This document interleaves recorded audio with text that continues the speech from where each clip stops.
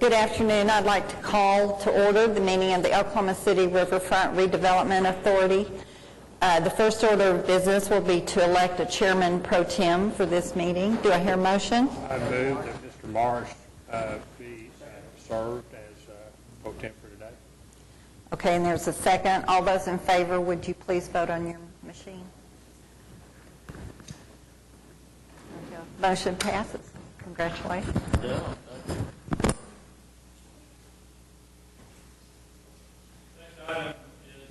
From the chairman, and do we have any reports from any of the Riverfront committees? Any report from the MAPS 3 subcommittee? Brian? We'll be having a meeting following this meeting today, and then revisiting the lighting, I guess the windscreen's kind of on hold until we see where everything is with the lighting, and then I'm sure there'll be more discussion about the water park. Okay. Item 3 is the minutes. I'll take a motion to approve the minutes of the April 24th meeting. Do you have any questions or changes? Cast your vote. It passes unanimously. Item 4 is the consent docket. We have the sand mining and oil gas revenue report and the Oklahoma River corridor events update.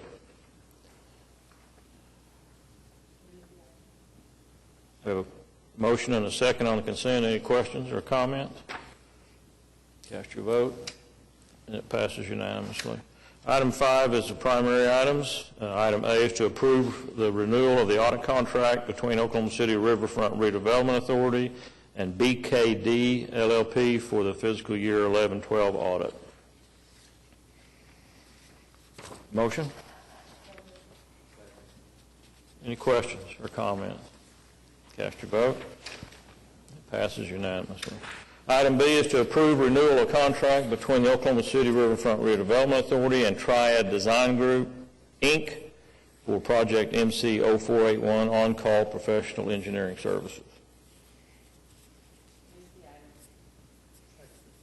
We have a motion and a second. Any comments or questions? Cast your vote, and it passes unanimously. Item C is to approve the final plans and specifications for project MP 0421. The Zone G Canal Extension. Mr. Chairman, members of the Trust, I believe Tim Johnson is here today. He's going to make a brief presentation about the status of the plans and the design. Good afternoon, Tim Johnson with Johnson Associates. Glad to be back before you again to give you this update.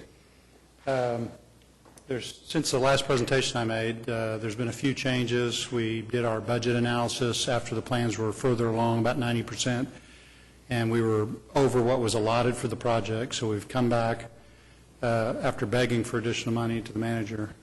I've come back and redesigned several parts of the project to allow us to bid it as alternates, and we believe that the base bid of the project meets the criteria of the project incentive, and we are hopeful that some of the alternatives can be added in as part of the bid. Probably the most drastic budget issue was lighting. Our lighting estimate came in way higher than we initially thought. And so we've come back. We've had several meetings with ODOT. Our initial conversation with ODOT was that we couldn't attach anything to their bridge, which raised our costs up. After further discussion, they came back and said, no, we're okay with attaching to the bridge. So that allowed us to come back and use different kinds of lighting. We're still going to have LED lighting with the ability to do color under the bridge, which I'm excited about. But we will be attaching it to their structure, and they're okay with that. So that was a huge deal.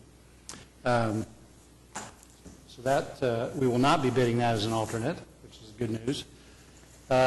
Just a couple of items. If you'll recall, the whole project connects the bridge that's under I-40 and the railroad to the current terminus by the boathouse for the Devon cruisers. The intent is to take the boats up this to another turning basin to allow you to connect to the canal drop-off area at the end of the canal zone F. We have designed a water feature and a ramp. We've got an elevator and a stairwell that will be part of an alternate. That's alternate number 3. The retaining walls were intended to be made out of large stone. We've cut those back to a standard retaining wall with an alternate to come back with a different finish on that. But we did include in the landscaping a lot of ivy to cover up if we end up using that as the base bid. On the south side, another alternative is this wall that was intended to allow to be put in today to allow for future parking for the existing boathouse parking extension. That'll be bid as an alternate. So the worst case scenario is if that does not get built, we'll lay the slope back, and at such time that parking gets expanded, an additional wall can be built. This old plan shows the bridge, the pedestrian access bridge. At this point, after further discussion with Public Works, they asked us to move it down to where it was originally planned as part of the River Trail system, which is, this is the terminus, this is the boathouse. The trails currently go up here and stop. The bridge is now going to be located here at the mouth, which is a much better access point. Public Works is participating in the additional cost because the bridge is about 50% longer at that location. So we're going to move it out of this location and put it here. That's included in the final plans in the base bid. Now, before you put that down, Tim, this current trail that goes along the west side of Zone G there, you're going to leave that trail in place so that it hooks to go underneath the I-40? How are they going to use both sides of the... Right. It'll come up here. It will connect on here and take it under I-40. Okay. And then we'll build we'll build a trail on the east side of that to connect so that you can walk on... That's right. Both sides of the... The only difference is now when you walk or ride in here, you just ride around in a circle in your dead end. Now you will ride up under that bridge and around or walk and come back out the other side. So the continuity is much better doing it this way. The bridge location is much better. It allows for better height control for the boat concessionaire. We were really struggling to get these ramps up high enough to give them the clearance they need. So all in all, this is a really good solution. It just came up in the last several weeks, and we've already made those changes to the plan. So that's why we're before you. We're wanting to take these on to council to take bids. And I think I mentioned the elevator, the retaining walls. Those are the basic. Oh, I'm sorry. There's one major. We are bidding the water feature part of this walkway as an alternative. We anticipate that this water feature is very important. However, it can be equally attractive with landscaping in lieu of water. We are proposing to bid the water portion of that separately as an alternative. So those are the three main alternatives. So, but as you can see, the base bid will include this, but it has landscaping. The base bid will include the bridge and include the lighting. That's very important. And it will still have the retaining walls. They just won't be made out of stone necessarily in the base bid. So. The lower retaining wall you mentioned, is that either a take it or leave it or do without it? That's not an option of a block or rock. That's either we'll have it or we won't have it. That's correct. If we don't have it, will that preclude us from putting parking up there? Will the slope be great enough we couldn't put parking up there? Yeah, you would. In order to put parking here in the future, you'd have to build a wall in the future. So, but that's our hope is that we could do later, I guess. That'll come in. Yeah, it's because of the timing of not knowing when that's going to be built. It was felt by the staff and our office that we just need to put that as an alternate if it's too much, or if the River Trust wants to chip in, or some benefactor put his name on it, we could put that in. How much money did they squeeze out of this? The amount that was in the bond proposition was $3 million. That's total project cost, including fees, testing, everything. Mm-hmm. I'm not quite sure. Jim, Didn't you come in originally at 3.7 or something? What was your... No, it wasn't quite that high. 700,000? We cut out nearly $1 million with the changes we made to the lighting. and these alternatives, we've cut out close to $1 million, 900 and some change. Our current standing cost estimate is just under $2.5 million. You know, I keep beating this drum every chance I get, but some forethought needs to be given to, this came up in the Ackerman statute discussion, some forethought should be given to some future placement of sculpture, whether it's to recognize contributions to the river or whatever. I would think that that turnaround might be a good area. I don't want to throw us back into redesign, but I'd sure ask Vice Mayor Manager to consider putting that in some of these designs, is to think about, and you know, what happened is we never had a plan downtown. Sculptures should just be put up as people don't know. Now we're moving them around someplace, but I see 25 years from now, we could have half a dozen significant contributors to the river recognized in some form, and we ought to consider where we want to place those. We can certainly do that. I think that there's a lot of available space down there around Zone G right now.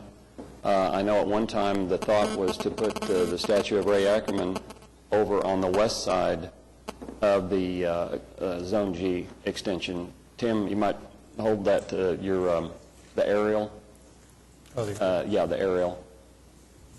We're supposed to have the right to relocate that if we want to in the future. Yeah, over there on the left side Yeah. of the canal. In here? Yeah, well, and up further. I mean, there's a lot of room up in that area right there to do exactly what you're talking about. I'd ask it to be considered for some master planning, so it doesn't look hodgepodge like our sculpture placement does downtown now. All right. Where? Tim, how many, if you don't do that retaining wall and have to give up that parking, how many parking places are you talking about? It is right at 22, I think. If you take that alternate, what's in it? A standard retaining wall, or is it the rock? No, it's standard retaining wall. Standard retaining with some landscaping in front of it, irrigation. Tim, you might explain to the trust the timing when you see the project going to bid and award. Yeah, some of the delay on this has been with agreements with ODOT and the railroad, and so we've been kind of start, stop, but our intent is to bid this project in July and go to construction in August and have it completed in about 9 months. So how long will Zone G, well, how long will the west basin or east basin need to be drained? It'll depend a little bit on the contractor's schedule. They can build about 90% of this project without making the connection. And so the timing of ordering the bridge materials to put the bridge where we now propose it will have to play a role in that, because we'll need to get some drilling equipment in there to drill the piers for the footings. So I'm guessing, depending on the contractor and the schedule of the river, they'll want to drain it. It'll probably stay drained for about 30 days, maybe 45 days. Because August or September, and then add 9 months, you're right back into the summer schedule next year. Right, and that's the For having goal, is the to river get done down. before that. Okay. Ryan, do you have a question? I was just going to mention, day one, probably 5 years ago, there was a huge concern just about the lighting in the tunnel, because the tunnel is, I think it's 297 feet long, and it was all about safety. You feel pretty comfortable about the amount of lighting? Yes, we've provided both lighting for the visual effect, color, LEDs, and then we've got backlighting on the walls to provide the ambient lighting to make sure we have good, secure lighting in the walkways.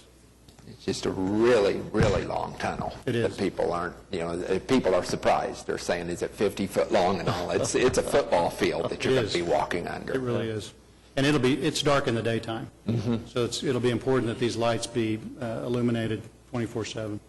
Do we actually envision people transferring from the canal ride, getting out, walking over, and getting on the boat there? Are we set up to do that ticket-wise and everything? They're working on that. Okay. I won't speak for them, but that's been part of our discussion, is where they would put a ticket booth, et cetera. Perhaps we could offer that ticket option at the canal ride gate and give them an option to buy the crossover. Okay. I'm sure the captain hopes the opposite happens, where they get off the canal boats and get onto the river cruisers. Yeah. Yeah, we're working both ways. Gary? Yes. You know, talking about bringing the basin down, it seems like the best time of the year for that would be mid-January on and have it back up. Has that been playing into your planning? And if so, there wouldn't seem to be any rush to go through some of these preliminary stages right now. Well, again, it'll depend on the lead time for the bridge construction. I think that's going to be our trigger. If the contractor gets under contract, he'll order his equipment and material. Once that material is delivered on the site, and hopefully it works to where it can be January, December through February. Or after I'm thinking Christmas. of January, February, even that following year, before you bring it down. Oh, I see what you're saying. Because I don't see you bringing it down during the summertime. No. And we don't want to bring it down at Christmas time with the Christmas cruises going on, I wouldn't think. We're going to work very closely with the contractor. Part of our specifications call for scheduling to be done and approved prior to them starting work. So we're going to work real close with the staff and the riverboat and the canal folks to make sure that this all works with their schedules. Engineering-wise, is there a way that they could make the connection this winter and then put something that would hold water in the new section of it so you could go ahead and fill the basin back up again? I don't know whether that's even possible, engineering. We did look at that as an alternative back when we were going to start this project about a year ago, and the cost of a cofferdam was very expensive, approaching $500,000. Okay. Any other questions? Okay, I need a motion to approve these plans and specs. Have a motion and a second. Any further questions? Cast your vote. Passes unanimously. Item D is to adopt a resolution revising the process for payment of claims by implementing all policies and procedures of the City of Oklahoma City as they exist currently or as they may be amended regarding accounting and expenditure. I understand this is to bring it in line with what we're doing at the city? That's correct, just to streamline things. We have a motion and a second. Any other discussion? Cast your vote. It passes unanimously. Item E is to recommend that the Oklahoma City Council approve a revocable permit with Skiing Productions for the Collegiate Wakeboard Nationals, May 31 through June 2.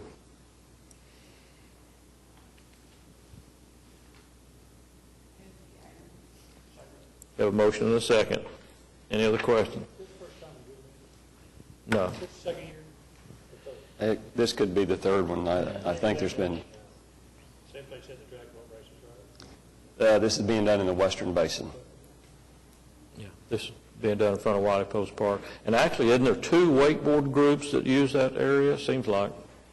You got this one, and it may be the same production company, but there's two different events they hold? Same production company, Mr. Chairman, but two separate events. This Collegiate Nationals this year, we had a crew in about a month ago from CBS Sports. It will be televised. They sent an entire production crew in to get their shots blocked before the event. So another opportunity for some positive recognition of the river. Okay. Any other questions? Do we have a motion? Yes. Cast your vote. Passes unanimously. Item 6 is the claims docket. Motion and a second on the claims docket. Cast your vote. It's approved unanimously. Item 7 is additional. Any comments by staff? Pat, you got anything on your director's report? Mr. Chairman, just a couple of things to point out. One of them being that we are moving forward with a plan concept to have an equine-related facility on the river. We have, if you'll recall, commissioned Triad to do some site planning and preliminary engineering work looking at infrastructure availability and so forth. We do expect to come forward with their preliminary report at next month's River Trust meeting. And also would point out that we've been very busy over in the Boathouse District with a series of well-attended and well-recognized championship-level events on the river. And following the non-motorized events, we do have the Ozarka Bricktown Nationals coming to Oklahoma City, again on the Oklahoma River, coming up the first part of June. So would certainly appreciate everybody being able to come out. You should have some passes coming to you for trustees to come out and see how the flow goes. But major event and another opportunity to let the river shine. Otherwise, would request that the report be received as submitted. Motion to receive the report. Motion and a second. Cast your vote. It's approved. Thank you. Any other comments by staff? Trustee comment? I would just mention that for those of you that hadn't heard, we've got a dedicating a tree grove along the river for Stanley Draper Jr. This is on the south side of the river between Exchange and Pennsylvania. As I understand it, the grove was planted some time ago in honor of Mr. Draper. This is kind of just an official naming act for that grove itself. That is on Wednesday, June the 6th at 10 o'clock. Any citizens wanting to be heard? Very good. We are adjourned.